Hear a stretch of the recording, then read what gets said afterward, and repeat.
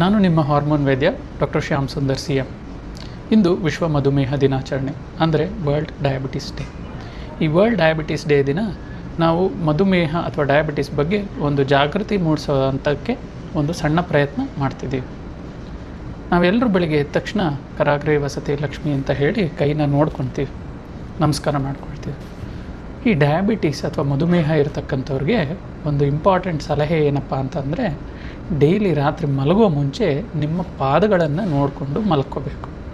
ಕಾಲಲ್ಲಿ ಏನೇನು ನೋಡ್ತೀರಾ ಅಂತ ಅಂದರೆ, ಒಂದು ಕಾಲಿನ ಬಣ್ಣ, ಕಲರ್. ಸಾಮಾನ್ಯವಾಗಿ ಈಗ ಏನಾದರೂ ಕಲರ್ ಚೇಂಜಸ್ ಕಾಣಿಸಿದ್ರೆ ರೆಡ್ ಆಗ್ತಾಯಿದೆಯೋ ಇಲ್ಲ ಬ್ಲ್ಯಾಕ್ ಆಗ್ತಾಯಿದೆಯೋ ಅಥವಾ ಏನೇ ಕಲರ್ ಚೇಂಜಸ್ ಅನಿಸಿದ್ರೂ ನೋಡಬೇಕಾಗುತ್ತೆ. ಎರಡನೇದು ಏನಪ್ಪ ಅಂತಂದರೆ ಕ್ಲೀನ್ಲಿನೆಸ್. ಕಾಲೆಲ್ಲ ಶುಚಿಯಾಗಿದೆಯಾ, ಕ್ಲೀನಾಗಿದೆಯಾ, ಎಲ್ಲಾದರೂ ಕೊಳೆ ಸೇರ್ಕೊತಾ ಇದೆಯಾ, ಸಂದಿಯಲ್ಲಿ ಕೊಳೆ ಸೇರ್ಕೊತಾ ಇದೆಯಾ, ಬೆರಳುಗಳ ಸಂದಿಯಲ್ಲಿ ಏನಾದರೂ ಇನ್ಫೆಕ್ಷನ್ ಆಗ್ತಾ ಇದೆಯಾ, ಕಾಲ ಮೇಲೆ ಏನಾದರೂ ಇನ್ಫೆಕ್ಷನ್ ಆಗ್ತಾ ಇದೆಯಾ, ಕಲೆಗಳಾಗ್ತಾ ಇದೆಯಾ ಅಂತ ಅನ್ನೋದನ್ನು ನೋಡ್ಕೊಳ್ಳಿ.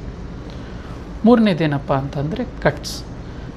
ಕಾಲಲ್ಲಿ ಎಲ್ಲಾದರೂ ಈಗ ಗಾಜು ಚುಚ್ಕೊಂಡು ಏನೋ ಗಾಯ ಆಗಿದೆಯಾ, ಕಟ್ಸ್ ಏನಾದರೂ ಡೆವಲಪ್ ಆಗ್ತಾ ಇದೆಯಾ, ಫಿಶರ್ಸ್ ಏನಾದರೂ ಡೆವಲಪ್ ಆಗ್ತಾ ಇದೆಯಾ ಅಂತ ಅನ್ನೋದನ್ನು ನೋಡ್ಕೊಳ್ಬೇಕು. ನಾಲ್ಕನೇದೇನಪ್ಪ ಅಂತ ಅಂದರೆ ನಿಮ್ಮ ಉಗುರುಗಳು ಕ್ಲೀನಾಗಿದೆಯಾ, ಉಗುರು ಸಂದಿಯಲ್ಲಿ ಇನ್ಫೆಕ್ಷನ್ ಏನಾದರೂ ಆಗ್ತಾಯಿದೆಯಾ ಅನ್ನೋದನ್ನು ನೋಡ್ಕೊಳ್ಳಿ. ಐದನೇದೇನಪ್ಪ ಅಂತ ಅಂದರೆ ನಿಮ್ಮ ಸೆಂಟಿಗ್ರೇಡ್, ಅಂದರೆ ನಿಮ್ಮ ಕಾಲಿನ ಒಂದು ಟೆಂಪ್ರೇಚರ್.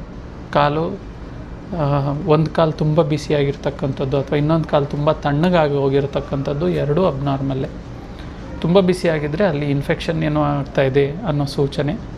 ತುಂಬ ತಣ್ಣಗಿದ್ದರೆ ರಕ್ತ ಸಂಚಾರ ಏನಾದರೂ ಕಡಿಮೆ ಆಗ್ತಾ ಇರಬಹುದಂತಹ ಒಂದು ಸೂಚನೆ. ಮತ್ತೊಂದೇನದು ನಮ್ಮ ಶೇಪ್, ಕಾಲಿನ ಶೇಪ್. ಎಲ್ಲಾದರೂ ಊತ ಏನಾದರೂ ಬರ್ತಾ ಇದೆಯಾ, ಒಂದು ಕಾಲು ಎರಡು ಕಾಲು ಒಂದೇ ಥರ ಇದೆಯಾ, ಒಂದು ಕಾಲು ದಪ್ಪ ಒಂದು ಕಾಲು ಸಣ್ಣ, ಅಥವಾ ಕಾಲಲ್ಲಿ ಯಾವುದಾದ್ರೂ ಒಂದು ಭಾಗದಲ್ಲಿ ಒಂದು ಗೆಣ್ಣ ಹತ್ರ ಊತ ಏನಾದರೂ ಬರ್ತಾ ಇದೆಯಾ, ಇದೆಲ್ಲದನ್ನು ನೋಡ್ಕೋಬೇಕು.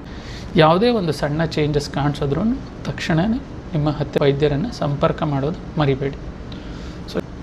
ಸೊ ಈ ರೀತಿಯಾಗಿ ನಿಮ್ಮ ಪಾದಗಳ ಆರೈಕೆಯಿಂದ ನಿಮ್ಮ ಆರೋಗ್ಯವನ್ನು ಕಾಪಾಡಿಕೊಳ್ಬೋದು. ಮತ್ತಷ್ಟು ಮಾಹಿತಿಗಾಗಿ ಈ ಚಾನಲನ್ನು ಫಾಲೋ ಮಾಡೋದು ಮರಿಬೇಡಿ. ನಾನು ನಿಮ್ಮ ಹಾರ್ಮೋನ್ ವೈದ್ಯ ಡಾಕ್ಟರ್ ಶ್ಯಾಮ್ ಸುಂದರ್ CM. ಮತ್ತೆ ಸಿಗೋಣ. ನಮಸ್ಕಾರ.